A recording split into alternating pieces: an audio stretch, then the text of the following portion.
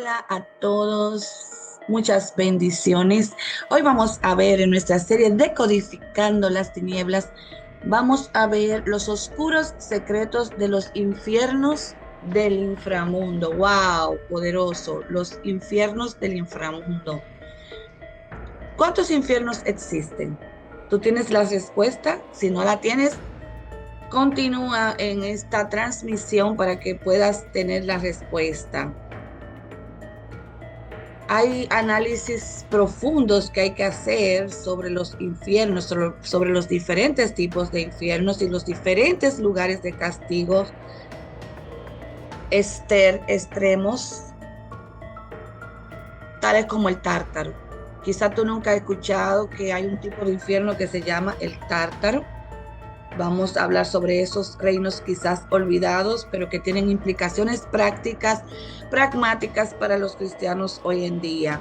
Hay múltiples dimensiones del infierno y muchas veces queremos respuesta. Este canal es dedicado para personas que andan buscando respuestas, para personas que quieren más, conocer más de Dios, conocer más las profundidades, más espiritualidad.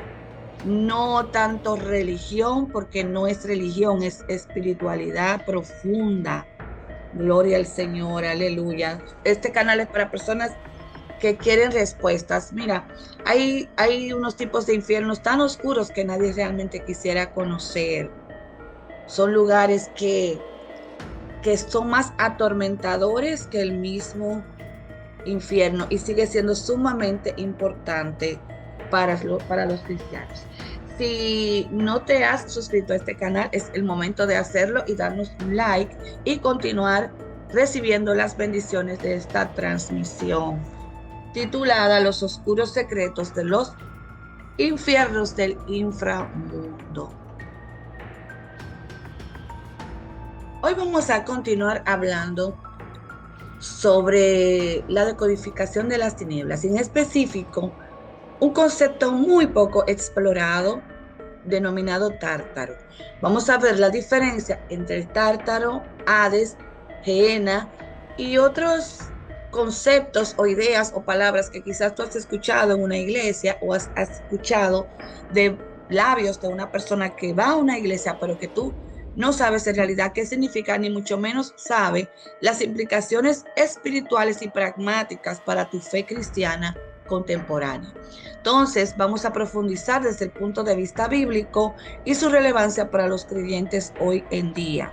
Como les decía y les explicaba al inicio, el tártaro es un concepto poco explorado, pero está en la Biblia y aparece en el Nuevo Testamento, específicamente en 2 de Pedro 2, versículo 4. Esta epístola o carta fue escrita aproximadamente entre los años 60 al 68 después de Cristo y trata de manera general de una advertencia sobre falsos maestros, pero también habla del juicio divino. Otro concepto que hoy en día casi no se explora porque ahora creemos que todo es la gracia, la misericordia. Se le olvida a la gente explicar y se les olvida a los maestros de la palabra explicar que Dios tiene dos tronos, uno del juicio y uno de la misericordia. Y lo que nosotros tenemos que hacer es, cuando estamos en la presencia del Señor, cuando estamos orando, cuando vamos a su presencia, es pedirle: Señor, con relación a mí, siéntate hoy en el trono de la misericordia y no en el trono del juicio. Pero no se puede dejar de predicar esta palabra. Yo exhorto a los predicadores, a los maestros, apóstoles, profetas, adoradores, a todo el que está al frente de la espiritualidad de algún grupo de personas, que por favor también hablen del juicio divino, que no le tengan temor a eso, porque tenemos que hablar de esto. Entonces, la epístola de Pedro, del apóstol Pedro, es una advertencia sobre falsos maestros. Y en este momento y en esta época hay muchos falsos maestros. Y hay que tener mucho cuidado. Yo oro por esta audiencia para que no sean confundidos por falsos maestros. Y también esta epístola habla del juicio divino. Y en 2 de Pedro 2, 4 dice que porque si Dios, y estoy leyendo textualmente, porque si Dios no perdonó a los ángeles que pecaron, sino que arrojándolos al infierno los entregó a prisiones de oscuridad para ser reservados al juicio. Aquí encontramos lo que se llama un apax legomenon. Y usted me dirá, pastora, ¿y esa palabra tan extraña? Sí, es algo que debemos aprender si no lo sabemos. Apax legomenon. Es una palabra que ha aparecido registrada solamente una vez en un lugar, ya sea en un idioma dado, en un autor o en una obra específica. El término en latín es corpus, o sea, es una palabra, un apax legomenon, es una palabra que aparece registrada solamente una vez en un corpus. Pero para no irnos al latín y no usar esas palabras así como fancy, ¿no? Vamos a decir que es en un idioma dado, en un autor, en una obra específica. Y cuando nos vamos a las profundidades de los estudios bíblicos, el término apas legomenon viene del griego que significa, en español significa dicho una vez. Y se aplica a aquellas palabras que aparecen solo una vez en todo el texto y que por lo tanto pueden presentar dificultades para su correcta comprensión. Entonces, en el texto griego original, la palabra que se traduce aquí en 2 de Pedro 2:4 como infierno es tártaro, que es un verbo que significa arrojar al tártaro o significa confinar en el tártaro. A este término es que nos referimos, que es un apax legomenon, es decir, aparece una sola vez en la Biblia, lo que lo hace particularmente interesante desde un punto de vista exegético. Y tú me puedes decir, pastora, pero es que yo no sé lo que es exegético. Exegético viene de exégesis, pero tú me puedes decir, pastora, pero explícame lo que es una exégesis, porque nunca había escuchado esto o no sé lo que es. Bueno, te lo explico. La exégesis es un proceso para interpretar, para explicar los que son textos sagrados en la Biblia. Entonces, es un método utilizado para comprender el significado y el mensaje de los textos bíblicos en su contexto original. ¿Para qué? Para obtener enseñanzas, para que nos sirvan de guía espiritual. Y nos ayuda la exégesis a descifrar el significado original de un texto, tal y como lo concibió el autor. Porque un texto puede tener múltiples interpretaciones. Pero la exégesis se trata de un proceso muy riguroso que tiene y que conlleva varias implicaciones, tales como el análisis de un contexto histórico dado, un análisis cultural, la cultura de la época, pero y no deja de ser menos importante lo que se llama un análisis lingüístico del texto. Así que el estudio de la gramática, la sintaxis, la semántica, todo eso es parte de una exégesis. Pero ¿cuál es el objetivo, pastora? Tú me puedes preguntar. El objetivo de una exégesis es reconstruir el significado preciso que el autor quiso transmitir a su audiencia original. Entonces, la persona que desarrolla la tarea se le llama exégeta. Entonces, si vamos a hacer una exégesis de este texto, primero vamos a ver el contexto y el significado. Vemos que el tártaro, que se usa ahí, se traduce en español infierno, pero ya tú sabes que no es infierno tal y como lo has escuchado, sino que es tártaro del griego. Vamos a ver cuál es el contexto y significado de esto. Viene del griego, como te dije, y es un abismo de castigo. Pero ¿qué pasa? Que el autor de 2 de Pedro lo adapta a un contexto ya judeo-cristiano. Acuérdate que nuestro Mesías era judío, la Biblia fue escrita en un contexto judío.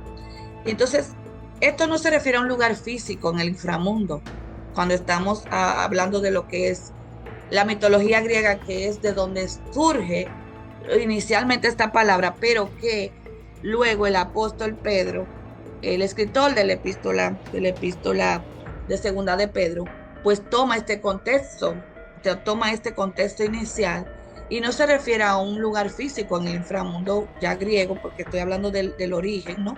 Sino una condición espiritual de confinamiento para seres sobrenaturales. Y cuando se usa la expresión prisiones de oscuridad, que en griego es seiroi sophou, cadenas de tinieblas, se refuerza la idea de un estado de restricción y un estado de separación de la luz divina. Es decir, por eso es que hablamos del inframundo, porque en este lugar hay un estado de restricción y separación de la luz divina. y es para ángeles caídos. A este lugar va ángeles caídos. ¿Y cuáles son los ángeles caídos? Aquellos ángeles que pecaron. Y vemos una referencia en el libro de Génesis, Bereshit 6, del 1 al 4, donde los hijos de Dios, que en este caso se interpreta como algunos ángeles rebeldes, porque la expresión hijos de Dios es muy compleja.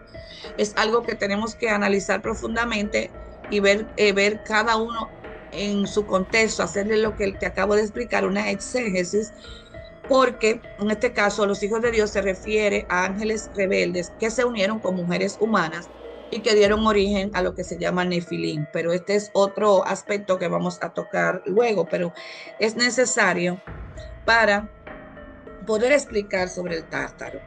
Entonces, ¿cuál sería el propósito de este tártaro bíblico? No, ya no te estoy hablando de mitología griega, sino del tártaro bíblico.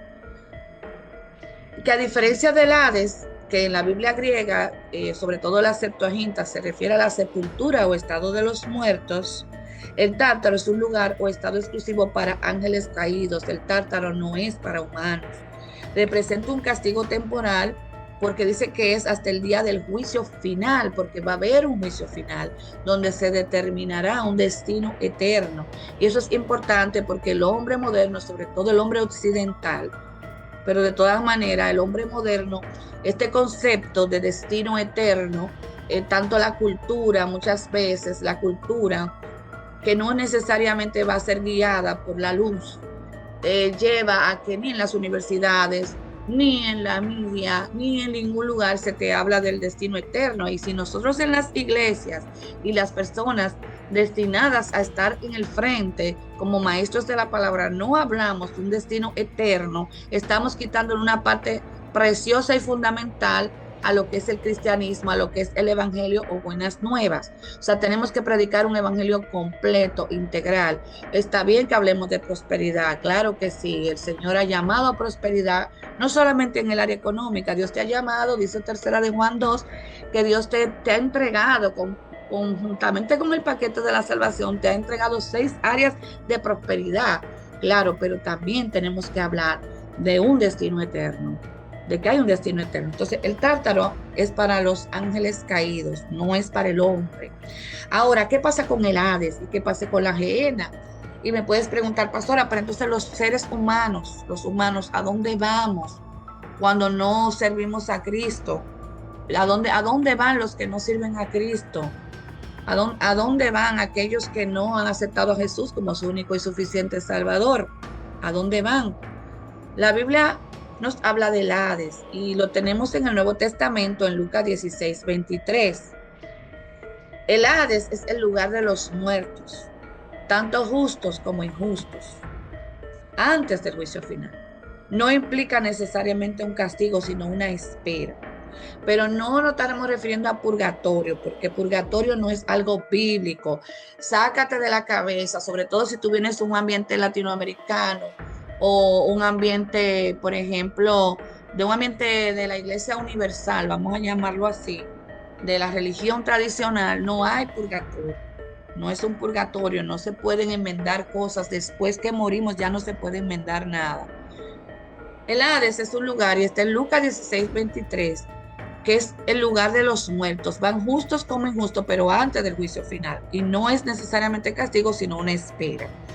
Vamos a leer textualmente Lucas 16, 23, y yo pido al Espíritu Santo que nos traiga revelación, que nos traiga iluminación, para que no haya confusiones en estos aspectos, para que podamos recibir el mensaje claro que el cielo tiene para nosotros hoy, que el correo de Dios, aleluya, llegue totalmente íntegro a nuestra vida y llegue totalmente íntegro al buzón espiritual que representamos nosotros cada uno que estamos leyendo la palabra en esta hora. Y en Lucas 16, 23 dice, y mientras el rico sufría en el lugar a donde van los muertos, levantó los ojos y vio de lejos a Abraham y a Lázaro sentado a su lado. Entonces, ese es el Hades. Ahí se está refiriendo, ahí se usa la palabra Hades. Pero gehenna la encontramos en Mateo 5, 22, que se refiere a un castigo eterno para los impíos después del juicio. asociado con fuego y destrucción total, basado en el Valle de Hinnom, que era un lugar de sacrificios paganos. Entonces, Mateo 5:22 dice, pero yo les digo que cualquiera que se enoje con su hermano será condenado.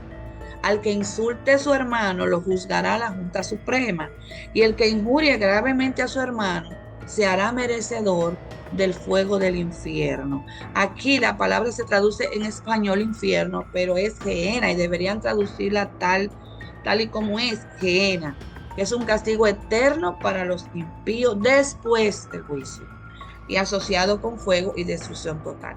Entonces vemos que tenemos al Tártaro, que es para ángeles caídos, que implica un confinamiento temporal, oye, temporal, en cadena de tinieblas hasta juicio, hasta el día del juicio. No es un castigo eterno, no es un castigo eterno como el Gehenna. Es un confinamiento temporal. El conocer estos niveles del inframundo y sobre todo el Tártaro, por ejemplo, tiene grandes implicaciones teológicas, pero que son importantes para la fe cristiana hoy en día. Uno de ellos es la soberanía de Dios. Dios tiene autoridad absoluta sobre seres tan poderosos como los ángeles, porque son creados. Y si Él no perdonó a los ángeles rebeldes, mucho menos dejará sin castigo a los falsos maestros o a quienes se aparten de la verdad. Esa es la esencia de 2 de Pedro 2, del 1 al 3, que lo dice exactamente así. Entonces estamos hablando de un Dios justo, pero que no tolera la rebelión, no tolera ninguna forma de rebelión.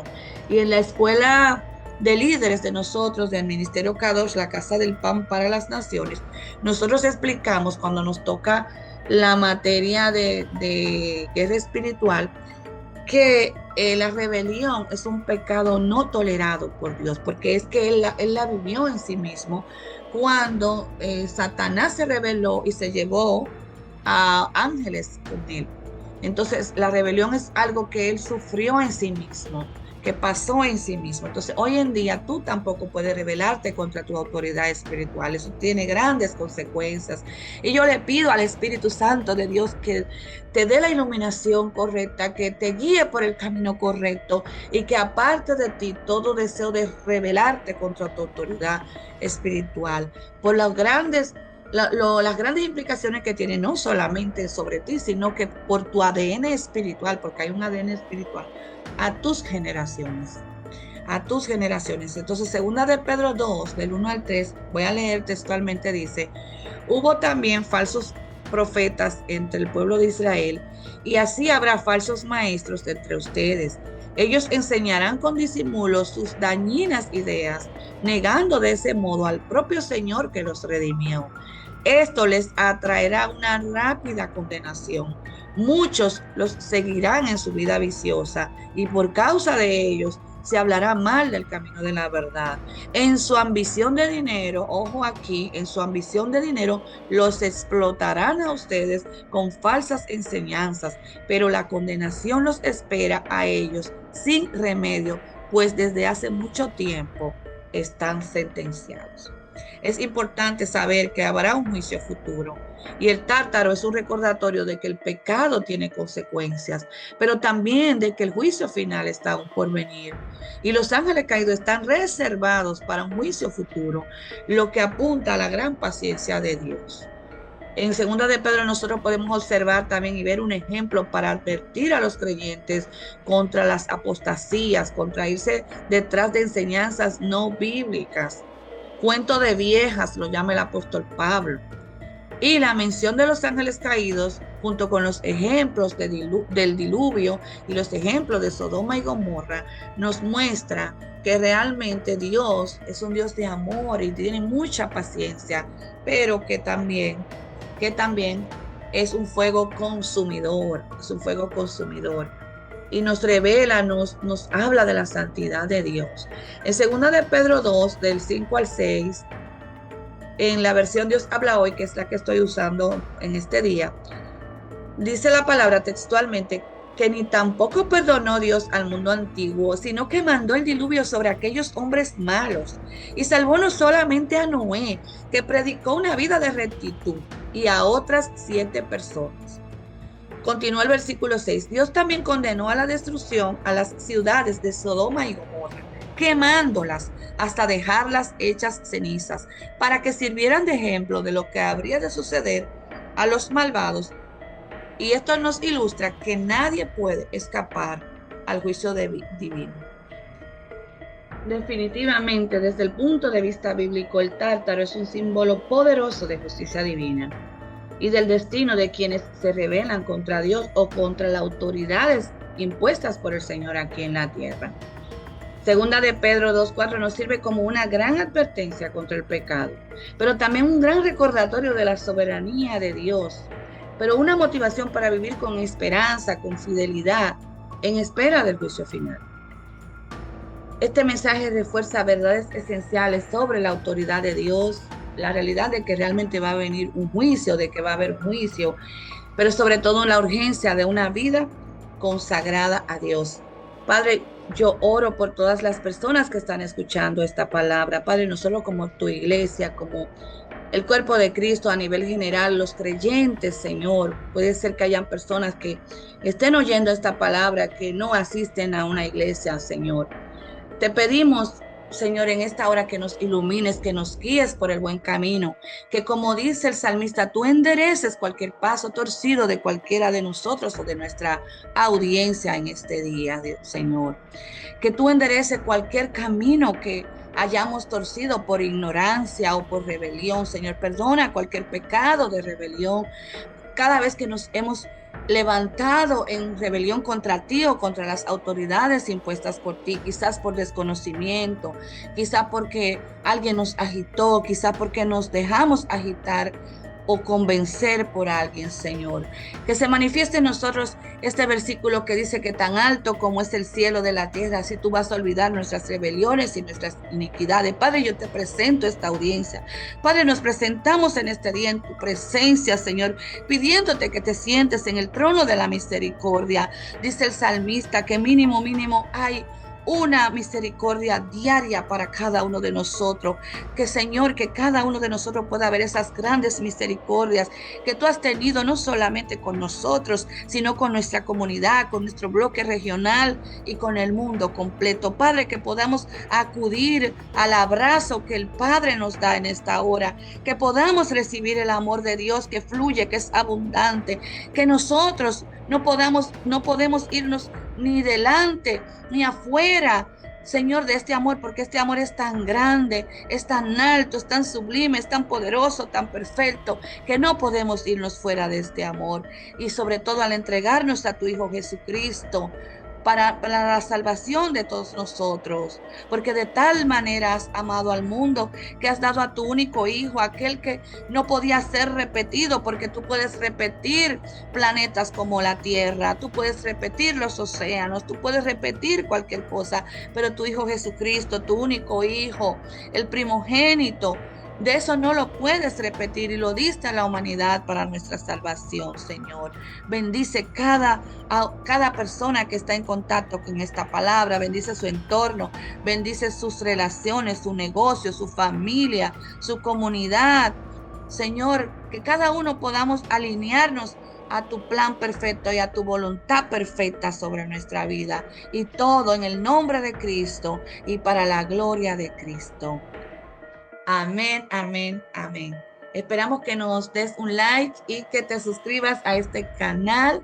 Igualmente que compartas esta transmisión con otras personas que tú creas que pueda serle útil y que puedan estarla necesitando en este momento. Un mensaje esperanzador, pero alguien que no te miente, sino que te dice que así como hay amor, hay juicio, pero sobre todo el amor y la espera y la paciencia de Dios con nosotros es algo tan sublime, tan maravilloso, tan especial, que Él nos ha dado tiempo para que nosotros podamos decidirnos por su presencia, porque lo importante es tener la presencia del Señor en nuestra vida. No importa en qué área de la vida te relaciones, te desarrolles, no importa.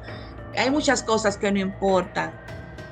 Lo que importa es la esencia de la vida, es relacionarte con tu Creador, con el Padre Celestial. Te bendigo en este día. y hasta la próxima transmisión, que vamos a seguir con una parte 2 de los niveles del inframundo en la serie Decodificando las Tinieblas.